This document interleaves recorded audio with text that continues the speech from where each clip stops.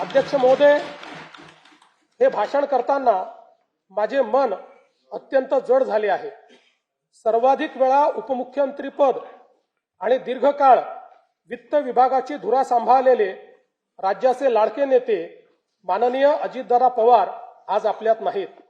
त्यांच्या जाण्याने राज्याच्या सार्वजनिक जीवनात आणि प्रशासनात कधीही भरून न निघणारी मोठी पोकळी निर्माण झाली आहे। त्यांनी एकूण 11 वेळा राज्याचा अर्थसंकल्प मांडला। अजितदादा व अर्थसंकल्प हे नाते दृढ झाले होते। त्यांच्या करड्या शिस्तीमुळेच महाराष्ट्राची वित्तीय स्थिती कठीण काळातही स्थिर राहिली।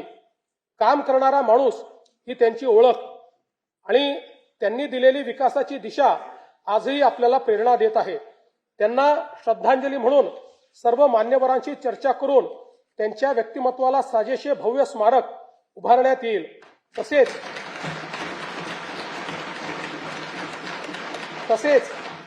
त्यांच्या नावे गतिमान नागरी सेवा पुरस्कार देण्यात येईल असे मी जाहीर करतो।